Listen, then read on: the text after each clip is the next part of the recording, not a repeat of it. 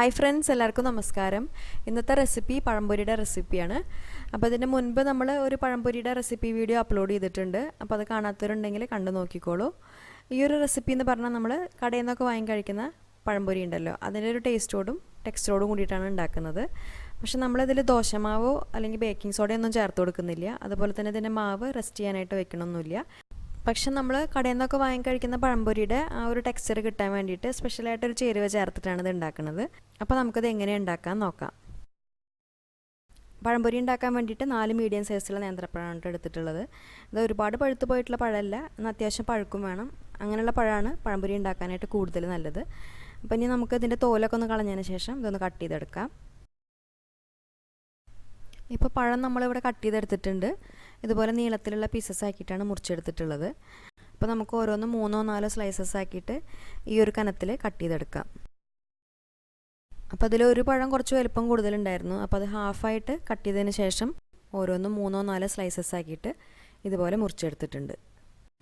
ഇനി നമുക്കത് മാറ്റി വയ്ക്കാം. എന്നിട്ട് പഴംപൊരിക്ക് വേണ്ട ബാറ്റർ റെഡിയാക്കി എടുക്കാം. അപ്പോൾ അതിന് വേണ്ടിയിട്ട് ഇപ്പോൾ ഒരു മിക്സിയുടെ ഒരു ജാറാണ് എടുത്തിട്ടുള്ളത്. മിക്സിയുടെ ജാറിൽ ചെയ്യുകയാണെന്നുണ്ടെങ്കിൽ നമുക്ക് പെട്ടെന്ന് തന്നെ ഇത് മിക്സ് ചെയ്തെടുക്കാൻ പറ്റും. അല്ലെങ്കിൽ പിന്നെ നമുക്കൊരു ബൗളിലെല്ലാം കൂടി ഇട്ട് കൊടുത്തിട്ട് മിക്സ് ചെയ്തെടുത്താലും മതി കേട്ടോ. ഞാനിപ്പോൾ അത് എളുപ്പത്തിൽ ചെയ്യാലോ എന്ന് വിചാരിച്ചിട്ട് മിക്സിയുടെ ജാറാണ് എടുത്തിട്ടുള്ളത്. അപ്പോൾ നമ്മൾ ബൗളിൽ ചെയ്യുമ്പോൾ ഒരു സ്പൂണോ വിസ്കോ വെച്ചിട്ട് നന്നായിട്ടൊന്ന് മിക്സ് ചെയ്തെടുത്താലും മതി. അപ്പോൾ ആദ്യം നമുക്ക് ഇതിലേക്കൊരു 1.25 കപ്പ് മൈദ ഇട്ട് കൊടുക്കാം. പിന്നെ നമുക്ക് ഈ പഴംപൊരിക്ക് നല്ലൊരു ക്രിസ്പിനെസ് കിട്ടാൻ വേണ്ടിയിട്ട് ഒരു 2 ടേബിൾ സ്പൂൺ അരിപ്പൊടി ചേർത്ത് കൊടുക്കാം. പിന്നെ നമുക്ക് ഇതിലേക്ക് മധുരത്തിനായിട്ട് പഞ്ചസാര ചേർത്ത് കൊടുക്കാം. അപ്പോൾ പഞ്ചസാരയുടെ അളവ് നമ്മളെടുക്കുന്ന പഴത്തിൻ്റെ മധുരത്തിനനുസരിച്ചും അതുപോലെ നമുക്ക് എത്രയാണോ മധുരം വേണ്ടത് വെച്ചാൽ അതിനനുസരിച്ചും ചേർത്ത് കൊടുക്കാം. ഞാനിപ്പോൾ ഒരു 3 ടേബിൾ സ്പൂൺ പഞ്ചസാരയാണ് കേട്ടോ ചേർത്തിട്ടുള്ളത്. പിന്നെ നമുക്ക് പഴംപൊരിക്ക് നല്ലൊരു കളറ് കിട്ടാൻ വേണ്ടിയിട്ട് മഞ്ഞൾപ്പൊടി ചേർത്ത് കൊടുക്കാം. അപ്പോൾ മഞ്ഞൾപ്പൊടി ഒരുപാടൊന്നും ചേർത്ത് കൊടുത്തിട്ടില്ല, ഒരു 2 നുള്ളൊക്കെ ചേർത്ത് കൊടുത്താൽ മതിയാവും. ഇനി നമുക്ക് അതിലേക്ക് ആവശ്യത്തിനുള്ള ഉപ്പ് ചേർക്കാം. ഉപ്പ് വളരെ കുറച്ച് തന്നെ ചേർത്ത് കൊടുത്താൽ മതി കേട്ടോ. പിന്നെ നമുക്ക് വേണമെന്നുണ്ടെങ്കിൽ അവസാനം ചേർത്ത് കൊടുക്കാം. അതിനുശേഷം നമുക്ക് പഴംപൊരിക്ക് നല്ലൊരു ടെക്സ്ചർ കിട്ടാൻ വേണ്ടിയിട്ട് സ്പെഷ്യലായിട്ട് ഒരു ഐറ്റം കൂടി ചേർക്കാനുണ്ട്. അത് വേറൊന്നുമല്ല, നമ്മുടെയൊക്കെ വീട്ടിലെപ്പോഴും ഉണ്ടാകുന്ന പപ്പടമാണ് നമ്മളിതിൽ ചേർത്ത് കൊടുക്കുന്നത്. സാധാരണ രീതിയിൽ നമ്മൾ പഴംപൊരിക്ക് നല്ല ടെക്സ്ചർ കിട്ടാൻ വേണ്ടിയിട്ട് ദോശമാവ്, ഇഡ്ഡലി മാവൊക്കെ ചേർത്ത് കൊടുക്കാറുണ്ട്. അതുപോലെ തന്നെ ബേക്കിംഗ് സോഡയും ചേർക്കാറുണ്ട്. ഇനിയിപ്പോൾ ചില സമയത്ത് നമ്മുടെ കയ്യിൽ ഇതൊന്നും ഇല്ല എന്നുണ്ടെങ്കിലും പപ്പടം വെച്ചിട്ട് നമുക്ക് നല്ല പെർഫെക്റ്റ് ആയിട്ടുള്ള പഴംപൊരി ഉണ്ടാക്കിയെടുക്കാം. അപ്പോൾ അതിന് വേണ്ടിയിട്ട് നമ്മളിവിടെ മീഡിയം സൈസിലെ 2 പപ്പടം എടുത്തിട്ടുണ്ട്. ഇത് ആദ്യം കുറച്ച് വെള്ളം ഒഴിച്ചിട്ട് ഒന്ന് കുതിർക്കാനായിട്ട് വെച്ചാൽ മതി. എന്നിട്ട് നന്നായിട്ട് കുതിർന്ന് വന്നതിന് ശേഷം നമുക്കിതിലേക്ക് ചേർത്ത് കൊടുക്കാം. പിന്നെ ഈ പപ്പടം എടുക്കുമ്പോൾ പപ്പടത്തിൻ്റെ എണ്ണം കൂടി പോകണ്ട കേട്ടോ, 2 എണ്ണമൊക്കെ എടുത്താൽ മതി. നമ്മളിപ്പോൾ 1.25 കപ്പ് മൈദയിൽ 2 പപ്പടമാണ് ചേർത്ത് കൊടുത്തിട്ടുള്ളത്, മീഡിയം സൈസിലുള്ളത്. അപ്പോൾ നമ്മൾ 1.5 കപ്പ് മൈദ എടുക്കുകയാണെന്നുണ്ടെങ്കിലും ഈ വലുപ്പത്തിലുള്ള 2 പപ്പടം തന്നെ ചേർത്ത് കൊടുത്താൽ മതിയാവും. ഇനി നമുക്കതെല്ലാം കൂടിയിട്ട് നന്നായിട്ടൊന്ന് ബ്ലെൻഡ് ചെയ്തെടുക്കാം. അപ്പോൾ പഴംപൊരിയുടെ ബാറ്റർ എന്ന് പറയുമ്പോൾ ഒരുപാട് തിക്കാവാനും പാടില്ല, എന്നാൽ വല്ലാതെ അങ്ങോട്ട് ലൂസാവാനും പാടില്ല.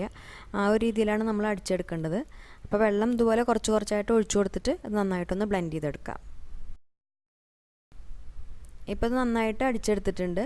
ഇപ്പോൾ നമ്മളിതിൽ മൊത്തത്തിൽ 1/2 കപ്പും 2 ടേബിൾ സ്പൂണും വെള്ളമാണ് ഒഴിച്ചു കൊടുത്തിട്ടുള്ളത്. അപ്പോൾ ഈ ഒരു കൺസിസ്റ്റൻസിയിലുള്ള മാവാണ് നമുക്ക് പഴംപൊരിക്ക് വേണ്ടത്.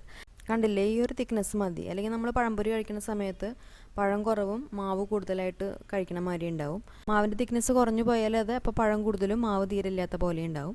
അപ്പോൾ ഈ ഒരു തിക്നെസ്സിൽ മതി. ഇനി നമുക്ക് ഈ മാവ് വേറൊരു പാത്രത്തിലേക്ക് മാറ്റാം. ഇനി നമുക്ക് ഇതിലേക്ക് ഒരു ഫ്ലേവറിനായിട്ടൊരു 1/4 ടീസ്പൂൺ ഏലക്കാപ്പൊടി ചേർത്ത് കൊടുക്കാം. ഈ ഏലക്കപ്പൊടി ചേർക്കണം നിർബന്ധമില്ല കേട്ടോ. നമ്മുടെ സൈഡിലൊന്നും ഏലക്കപ്പൊടി ചേർത്ത് കൊടുക്കാറില്ല, അങ്ങനെ തന്നെ ഉണ്ടാക്കിയെടുക്കുകയാണ് പതിവ്. അപ്പോൾ നമുക്ക് വേണമെന്നുണ്ടെങ്കിൽ മാത്രം ചേർത്ത് കൊടുത്താൽ മതി. ഇനി ഈ ബാറ്റർ നമുക്ക് നന്നായിട്ടൊന്ന് മിക്സ് ചെയ്തെടുക്കാം. ഇപ്പോൾ ബാറ്റർ റെഡി ആയിട്ടുണ്ട്. ഇനി നമുക്ക് പഴംപൊരി ഉണ്ടാക്കിയെടുക്കാം. അപ്പോൾ അതിന് വേണ്ടിയിട്ട് കുറച്ച് എണ്ണ ചൂടാക്കാനായിട്ട് വെച്ചിട്ടുണ്ട്. അപ്പോൾ വെളിച്ചെണ്ണയിൽ ഫ്രൈ ചെയ്തെടുക്കുകയാണെന്നുണ്ടെങ്കിൽ പഴംപൊരിക്ക് നല്ലൊരു നാടൻ ടേസ്റ്റൊക്കെ കിട്ടും. പിന്നെ ഇതിപ്പോൾ നമ്മൾ ഡീപ്പ് ഫ്രൈ ആണ് കേട്ടോ ചെയ്യണത്. അപ്പോൾ അതിനനുസരിച്ചുള്ള എണ്ണയാണ് ഒഴിച്ചു കൊടുത്തിട്ടുള്ളത്. ഇനി ഈ എണ്ണ നന്നായിട്ട് ചൂടായതിന് ശേഷം ഒരു മീഡിയം ഫ്ലെയിമിൽ നമുക്ക് പഴത്തിൻ്റെ ഓരോരോ പീസസ് ആയിട്ട് ഈ ബാറ്ററിൽ മുക്കിയിട്ട് ഇതിൽ ഫ്രൈ ചെയ്തെടുക്കാം. പിന്നെ സാധാരണ നമ്മൾ ഉണ്ടാക്കുന്ന പഴംപൊരി ബാറ്ററിനേക്കാളും കുറച്ചൊരു കൊഴുപ്പ് തോന്നും ഈ ഒരു ബാറ്ററിന്. അതായത് നമ്മളിതിൽ പപ്പടം ചേർത്ത് കൊടുത്തുകൊണ്ടാണ്. പക്ഷെ അത് കുഴപ്പമില്ല. ഈ പഴത്തിൻ്റെ കഷ്ണങ്ങളിൽ ഈ ബാറ്റർ നന്നായിട്ടൊന്ന് കോട്ടാവുന്ന രീതിയിൽ ഡിപ്പ് ചെയ്തെടുത്തിട്ട് ഫ്രൈ ചെയ്തെടുത്താൽ മതി. ഇനി നമുക്കത് ഓരോന്നായിട്ട് എണ്ണയിൽ ഇട്ട് കൊടുക്കാം.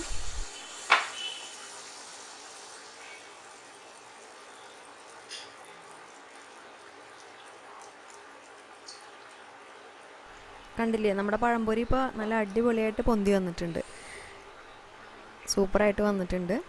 ഇനി നമുക്കിതുപോലെ അടുത്ത പഴം ഇട്ട് കൊടുക്കാം. പിന്നെ ഇത് ഫ്രൈ ചെയ്യുന്ന സമയത്ത് ഫ്ലെയിം ഒന്ന് ശ്രദ്ധിക്കണം. ഫ്ലെയിം എപ്പോഴും ഒരു ലോ ടു മീഡിയം ഫ്ലെയിമിൽ വെച്ച് കൊടുത്താൽ മതി, അല്ലെങ്കിൽ ഇത് പെട്ടെന്ന് തന്നെ കരിഞ്ഞു പോവും. ഇനി ഇത് ഒരു സൈഡ് നന്നായി പൊങ്ങി കളറൊക്കെ ചേഞ്ചായി വന്നാൽ മറിച്ചിട്ട് കൊടുത്തിട്ട് മറ്റേ ഭാഗം ഇതുപോലെ തന്നെ ഫ്രൈ ചെയ്തെടുക്കാം. ഇനി ഇത് രണ്ട് സൈഡും നല്ലൊരു കളറൊക്കെ ആയി കഴിഞ്ഞാൽ നമുക്കിത് എണ്ണയിൽ നിന്ന് മാറ്റാം. കണ്ടില്ലേ, ഇത് നമ്മൾ കടയിൽ നിന്നൊക്കെ വാങ്ങിക്കുന്ന പഴംപൊരിയുടെ അതേ പെർഫെക്ഷനിൽ കിട്ടിയിട്ടുണ്ട്. പിന്നെ അങ്ങനെ ഒരുപാട് എണ്ണയൊന്നും കുടിച്ചിട്ടുമില്ല, അപ്പോൾ നന്നായിട്ട് തന്നെ കിട്ടിയിട്ടുണ്ട്. അപ്പം ഇനി നമുക്ക് ഇതുപോലെ ബാക്കിയുള്ളതും ഫ്രൈ ചെയ്തെടുക്കാം.